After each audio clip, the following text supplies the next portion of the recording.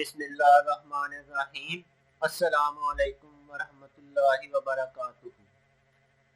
आज हम ग्रेड 5 के मैथमेटिक्स का एक बड़ा ही अहम टॉपिक आपके सामने डिस्कस करने जा रहे हैं और वो टॉपिक है आदे आज़म, जिसके लिए इंग्लिश में टर्म यूज़ होती है HCF, यानी कि हाईएस्ट कॉमन फैक्टर। हमने आज के अपने वीडियो को 3 हिस्सों में डिवाइड किया है। फर्स्ट पार्ट में यानी कि पहले हिस्से में हम आदे आज़म के कॉन्सेप्ट को एक्सप्लेन करेंगे और सेकंड वाले पार्ट में हम HCF के जो लेवल 1 के क्वेश्चन हैं उनका सॉल्यूशन आपके सामने पेश करेंगे और इसकी बुनियाद वही कॉन्सेप्ट होगा जिसको हम अपने आज के वीडियो के पार्ट 1 में एक्सप्लेन करेंगे। और थर्ड एंड लास्ट जो हमारा पार्ट होगा आज के वीडियो का, उसमें हम HCF के जो लेवल 2 के क्वेश्चन हैं उनका सॉल्यूशन एक एग्जांपल के जरिए पेश करेंगे। तो इस तरह से ये 2 टाइप के जो क्वेश्चन होंगे उनके जरिए हम कोशिश करेंगे कि आपका जो आदे आज़म का यानी कि HCF का कॉन्सेप्ट है वो बिल्डअप हो जाए और उसमें किसी भी किस्म की कंफ्यूजन बाकी ना रहे। तो इसी के साथ ही हम चलते हैं अपने आज के वीडियो के फर्स्ट पार्ट की तरफ, जिसमें हम HCF के कॉन्सेप्ट को एक्सप्लेन करने जा रहे हैं। तो HCF के कॉन्सेप्ट के हवाले से 3 अहम नकात हैं, 3 अहम पॉइंट हैं जो आपको अपने माइंड में रखने हैं और इन 3 पॉइंट को एज ए टीचर आपने बच्चों तक भी डिलीवर करना है। जब आप ये कॉन्सेप्ट बच्चों तक डिलीवर करेंगे और उसके बाद जब आप HCF के क्वेश्चन सॉल्व करना शुरू करेंगे, बच्चों को समझाना शुरू करेंगे, तो यकीन करें उनका जो रिस्पांस होगा, उनकी जो लर्निंग होगी वो बड़ी क्विक फास्ट होगी। तो जो पहला नुक्ता है, जो पहला पॉइंट है HCF के कॉन्सेप्ट के हवाले से, उसकी हम अब वजाहत कर रहे हैं। जैसा कि HCF एब्रीविएशन है हाईएस्ट कॉमन फैक्टर का, तो मैंने इसको थोड़ा सा HCF को GCD में चेंज कर दिया है। उसकी रीज़न ये है कि यूजुअली जो बच्चे होते हैं वो ग्रेड 5 के, वो फैक्टर के वर्ड के साथ इतने फेमिलियर नहीं होते, वो उसको उतना अच्छा नहीं समझ रहे होते जितना कि वो डिवाइडर को समझ रहे होते हैं, क्योंकि उन्होंने डिवीजन की होती है और उसमें उनको पता होता है कि उसमें एक तकसीम करने वाला होता है, एक तकसीम होने वाला होता है। तो इस तरह से डिवाइडर का कॉन्सेप्ट उनके माइंड में पहले से मौजूद होता है।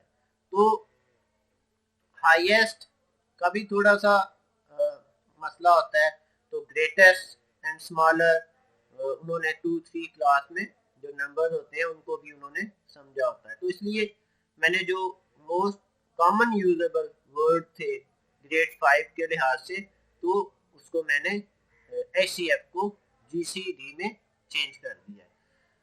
जब इसकी भी बुनियाद जो है वो HCF का एक्चुअली जो कॉन्सेप्ट है वही है। तो जब आप देखें कि ग्रेटेस्ट कॉमन डिवाइडर यानी सबसे बड़ा मुश्तरका डिवाइड करने वाला जो नंबर होता है वो होता है आदे आज़म।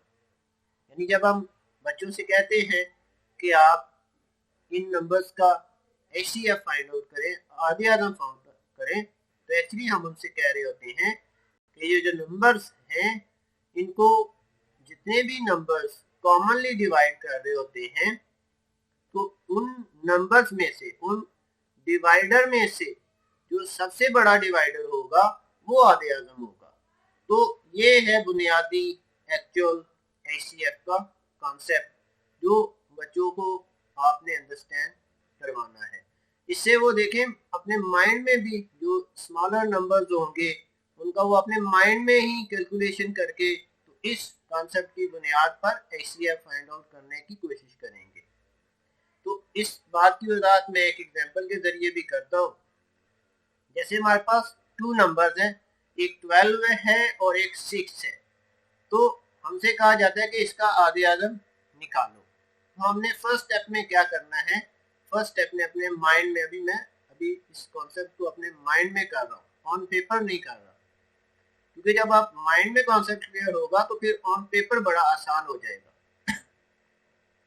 तो कहा जा रहा है कि मैं इसमें फर्स्ट स्टेप में क्या करूंगा, मैं इनके डिवाइडर ढूंढूंगा जो दोनों को कॉमनली डिवाइड करते हो, यानी 6 को भी और 12 को भी। वो जब मैं ढूंढ लूंगा, जो फर्स्ट स्टेप है, जैसा कि मैंने फर्स्ट स्टेप में कर लिया 2, 3 एंड 6, तो ये तीनों नंबर्स हैं जो इन दोनों को डिवाइड करते हैं। तो जो कॉन्सेप्ट मैंने एक्सप्लेन किया है, तो डिवाइड करने वालों में से सबसे बड़ा नंबर एक्चुअली HCF होता है। तो अब देखिए कितने सिंपल वे से माइंड में ही हमने कैलकुलेट कर लिया है कि 12 एंड 6 का जो HCF होगा, GCD होगा, वो होगा 6। तो ये बुनियादी बेसिक कॉन्सेप्ट है HCF का। आगे हम जो सेकंड पॉइंट है वो भी बड़ा इम्पोर्टेंट है। वो समझे आपके पास एक की है क्वेश्चन को, आंसर को उसके वेरीफाई करने की। तो वो की क्या है जी?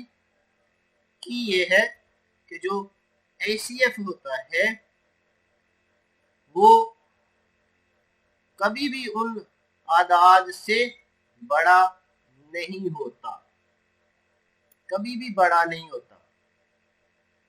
जैसे देखें 12 एंड 6, तो 6 है, बड़ा नहीं है, इस मीन के इक्वल होगा या स्मॉलर होगा या छोटा होगा, बड़ा नहीं हो सकता। तो ये एक की पॉइंट है, ये उर्दू में लिखा हुआ है, इसको आप रीड आउट कर सकते हैं। आधे अज़म कभी भी उन आदाद से बड़ा नहीं होगा जिन आदाद का आप आधे अज़म निकाल रहे होंगे। तो इसकी एग्जांपल ऊपर है। अब आ गया थर्ड वाला, थर्ड जो पॉइंट है वो भी बड़ा इम्पोर्टेंट है। There is a possibility some number have not HCF। तो HCF तमाम जितने भी नंबर होते हैं लाजमी नहीं है कि उनका HCF हो, कुछ नंबर ऐसे भी होते हैं जिनका HCF नहीं होता। इसमें मैं यहाँ पे एक वजाहत कर दूं कि HCF को जो फाइंड आउट करने के मेथड हैं, निकालने के जो मेथड हैं हम यूज करते हैं मोस्टली, उनमें एक होता है प्राइम फैक्टराइजेशन के जरिए और दूसरा होता है डिवीजन मेथड के जरिए। तो इसकी वजाहत मैं इसलिए करना चाह रहा हूँ क्योंकि जब हम डिवीजन मेथड के जरिए करते हैं तो उसमें तो आधे आज़म 1 निकल आता है, लेकिन जब हम प्राइम फैक्टराइजेशन के जरिए करते हैं तो उसमें क्योंकि कॉमन होता है तो कॉमन कोई नहीं होता। ऐसे नंबर भी होते हैं जिनमें कोई कॉमन डिवाइडर होता ही नहीं है, प्राइम फैक्टराइजेशन की मैं बात कर रहा हूँ। तो लेकिन जब हम डिवीजन मेथड के जरिए करते हैं तो उसमें नेचुरली एक तो सबको ही कॉमनली डिवाइड कर रहा है, तो उसमें फिर एक आधे आज़म आ जाता है। अब देखें जब हम प्राइम फैक्टराइजेशन के जरिए करेंगे तो उसमें कुछ नंबर ऐसे होंगे जिनका HCF GCD नहीं होगा। तो अब यहाँ पे क्वेश्चन रेज होता है, तो फिर ऐसे नंबर्स के लिए भी तो कोई ना कोई टर्म यूज होती होगी मैथमेटिक्स में। तो ऐसे नंबर्स के लिए जो टर्म यूज होती है उसको आपने ध्यान से सुनना है, अभी मैं बता देता हूँ। वो टर्म यूज होती है को प्राइम नंबर। दोबारा रिपीट कर देता हूँ, को प्राइम नंबर। तो को प्राइम नंबर्स ऐसे नंबर्स होते हैं जिनका HCF नहीं होता। तो ये हमारा था फर्स्ट पार्ट जिसमें हमने HCF के GCD के कॉन्सेप्ट को डिटेल के साथ एक्सप्लेन किया है। होपफुली इसके बाद जब आप इसके क्वेश्चन करना शुरू करेंगे तो वो उसमें आपको बड़ी ज़्यादा आसानी होगी। तो चलते हैं हम अपने सेकंड पार्ट की तरफ, जिसमें हम लेवल 1 का जो क्वेश्चन है HCF का एक एग्जांपल उसकी आपके सामने इसी कॉन्सेप्ट की बेस बनाते हुए उसको हम सॉल्व करेंगे। तो हमने 3 नंबर लिए हैं 45, 36 एंड 48। तो हम इसका HCF डिवीजन मेथड के जरिए नहीं करने जा रहे, बल्कि हम इसका सोल्यूशन प्राइम फैक्टराइजेशन के जरिए, प्राइम फैक्टर के जरिए फाइंड आउट करेंगे। तो उसके लिए हमें इन तीनों के फैक्टर्स चाहिए। तो हम सबसे पहले 48 के फैक्टर फाइंड आउट करेंगे। जैसा कि आपकी स्क्रीन पर हम फैक्टर बनाते जा रहे हैं 2 के साथ, 2 के साथ एंड लास्ट पे 3 आ गया। तो हमारे पास ये 5 प्राइम फैक्टर बन गए हैं 48 के। इसके बाद हम 45 के फैक्टर बनाएंगे, जैसा कि स्क्रीन पे आपको नजर आ रहा है। 3 के साथ किया है, फिर 3 के साथ किया है, फिर 5 के साथ। तो 45 के जो फैक्टर बने हैं प्राइम वो 3 बने। और इसके बाद 36 के हम बना रहे हैं 2 के साथ, फिर 2 के साथ किया है और फिर 3 के साथ एंड फिर लास्ट पे 3 के साथ। तो 36 के हमारे पास 4 प्राइम फैक्टर बन गए। यहाँ पे एक मैं बात बहुत इम्पोर्टेंट है इसको सॉल्व करने के लिए, जिसमें आपकी सिंपलिसिटी हो जाएगी, आपको बच्चों को बड़ी आसानी हो जाएगी। हमने प्राइम फैक्टर डेवलप कर लिए हैं, इसमें कोई इशू नहीं है किसको पहले करना है किसको बाद में करना है। जैसे आपको आसानी लगती है आप वैसे प्राइम फैक्टर फाइंड आउट कर सकते हैं। लेकिन आगे जब आपने प्राइम फैक्टर राइट आउट करने हैं तो उसमें आपने सीक्वेंस का ख्याल रखना है। उसमें या आप बड़े नंबर का पहले लिखें या आप छोटे नंबर का पहले लिखें। तो एक सीक्वेंस के साथ आप डिसेंडिंग या असेंडिंग ऑर्डर को फॉलो करेंगे तो फिर देखें इसका आपको कितना बेनिफिट होगा। जैसे मैं अभी करूंगा तो आपको ये बात समझ आएगी कि सीक्वेंस कितना इम्पोर्टेंट है। तो मैंने पहले 48 के, फिर 45 के और फिर सबसे लास्ट पे 36 के लिखूंगा। ये बात गौर से देखनी है और इसको फॉलो करेंगे तो देखें बहुत आसानी हो जाएगी आप। 48 के मेरे पास 5 फैक्टर हैं तो वो तो मैं एज इट इज ऐसे ही जैसे हैं मैं लिख लूंगा। अब आगे 45 की, अब मैं यहाँ पे ऐसे ही नहीं लिख लूंगा। जैसे आपने भी देखा होगा बच्चे ऐसे ही उनके नीचे लिखते जाते हैं, ऐसा नहीं है। मैं क्या करूंगा 48 के जो 3 फैक्टर्स हैं, मैं जो ऑलरेडी लिखे हुए फैक्टर हैं उनमें देखूंगा किसके साथ मैच कर रहे हैं। जिसके साथ मैच कर रहे हैं मैं उसके नीचे लिखूंगा, अगर मैच नहीं कर रहे तो उसको मैं अलग से लिख दूंगा। ये है वो की पॉइंट जिसका मैं आपके साथ अभी जिक्र कर रहा था। ये देखें 3 मैच कर रहा था उसको मैंने लिख दिया, 3 एंड 5 मैच नहीं कर रहा था तो मैंने उसको अलग से लिख दिया। अब यही बात मैं 36 के फैक्टर के साथ भी करूंगा, यानी 2 2 3 3 4 फैक्टर्स हैं। तो ये देखिए 2 2 के नीचे लिखूंगा, जैसे ये लिख दिया, फिर ये लिख दिया मैंने। और जो रिमेनिंग 2 फैक्टर हैं जो कि 3 हैं तो उनको मैं 3 एंड 3 के नीचे लिख दूंगा। अब देखें यहाँ पे क्योंकि हमने कॉमन फैक्टर फाइंड आउट करना है। कॉमन मीन्स जितने डिजिट का हमने आधे अदम हमने HCF फाइंड आउट करना है उन सारों में कॉमन 3 नंबर है तो तीनों में जो कॉमन होगा वो कॉमन कंसीडर होगा। तो अब देखिए कितनी आसानी के साथ बगैर किसी कंफ्यूजन के बच्चे आसानी के साथ कॉमन को ढूंढ लेंगे, कोई कंफ्यूजन नहीं होगी। तो इस तरह से बड़े सिंपल वे के साथ हम आधे अदम निकाल लेंगे। तो इन तीनों का जो HCF है वो है 3। इट्स मीन इन तीनों को जो सबसे बड़ा नंबर डिवाइड करता है वो 3 है। आप चेक कर सकते हैं कोई और नंबर 3 से बड़ा नहीं होगा जो इन तीनों को डिवाइड कर रहा होगा। तो यही तो असल कॉन्सेप्ट है HCF का कि HCF is a divider of the under consideration numbers, और वो ग्रेटेस्ट भी होगा। तो ये हमारा जो लेवल 1 का HCF का क्वेश्चन था उसकी हमने एक एग्जांपल सॉल्व की है। अब हम आज के वीडियो के लेक्चर के थर्ड एंड लास्ट पार्ट की तरफ जाएंगे, जहाँ पे हम लेवल 2 का एक और क्वेश्चन इसी फैक्टराइजेशन के मेथड से आपके सामने सॉल्व करेंगे।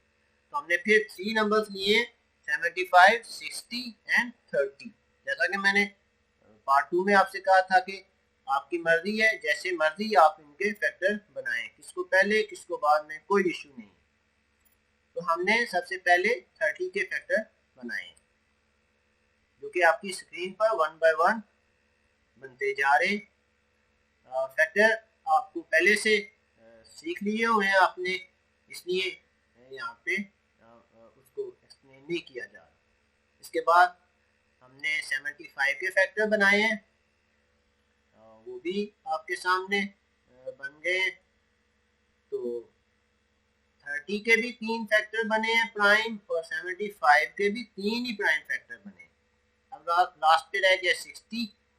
तो 60 के भी आपकी स्क्रीन पर 1 बाय 1 फैक्टर्स बनते जा रहे हैं, डिवाइड करते जा रहे हैं और इनके फैक्टर्स डेवलप होते जा रहे हैं।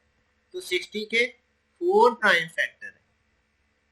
अब यहाँ पे फिर मैं रिपीट कर दूं ताकि अगर आपके माइंड से निकल गई ये बात तो दोबारा से वो बात आ जाए, जो कि एक्चुअल हमारे इस वीडियो का मकसद भी है कि मेथड आपके माइंड में फिट हो जाए, पक्का हो जाए।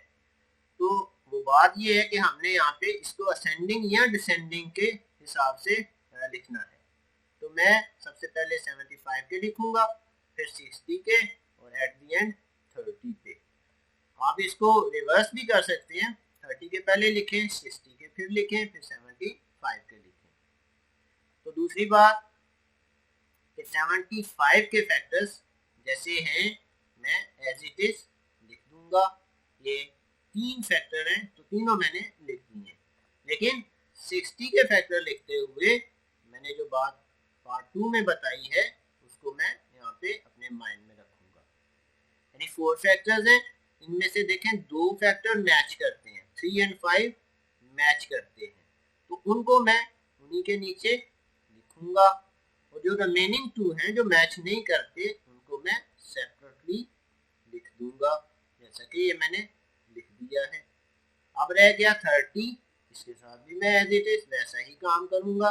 इसके 3 फैक्टर हैं और ये 3 के 3 ही किसी ना किसी के साथ मैच करते हैं। 2 जो है वो 2 के साथ मैच करता है, 3 के साथ मैच करता है और 5 के साथ मैच करता है। तो मैं इनको फिर 3 के साथ मैच किया है, 5 के साथ मैच कर रहा है और 2 के साथ मैच कर रहा है। तो जो जिसके साथ मैच कर रहा होगा मैं उसको उसके नीचे लिखूंगा। इसकी तरतीब का मैं ख्याल नहीं रखूंगा कि 2, 3, 5 और 2, 3, 5 मैं लिख लूँ। इससे क्या होता है, ऐसा करने से फिर जब हमने कॉमन फाइंड आउट करना है तो उसमें बड़ी एम्बिगुइटी होती है। हाँ, अब यहाँ पे एक माइनर सा जो क्वेश्चन रेज हुआ है मेरे माइंड में भी आया है कि जब मैं 5 लिख रहा था तो मेरे पास 2 ऑप्शन थे 5 के नीचे लिखने के, क्योंकि 5 2 है ना, 75 में 5 के 2 वेक्टर है, तो मैं किस 5 के नीचे इसको लिखूं? तो मैंने हमेशा कॉमन के जरिए नीचे लिखना है, क्योंकि वो तो अकेला है, तो इसलिए मैं उसके नीचे नहीं, जो ऑलरेडी 2 मैच कर रहे हैं उसके नीचे मैं इसको लिखूंगा। आप देखिए आप कितनी आसानी के साथ कॉमन जो है वो मैच कर गए हैं। तो एक ये कॉमन है और एक ये कॉमन है। तो इस तरह से कॉमन आ जाएंगे, इनको मल्टीप्लाई करेंगे तो हमारा जो HCF है यानी कि GCD है वो 15 आ जाएगा। तो आप इसके लिए GCD की भी टर्म यूज कर सकते हैं, ग्रेटेस्ट कॉमन डिवाइडर। इसे करके देखें एक्सपेरिमेंट, बच्चों को ज्यादा आसानी के साथ HCF का यानी कि GCD का कॉन्सेप्ट समझ आएगा। होपफुली आपको हमारा आज का जो वीडियो है पसंद आया होगा। Thank you.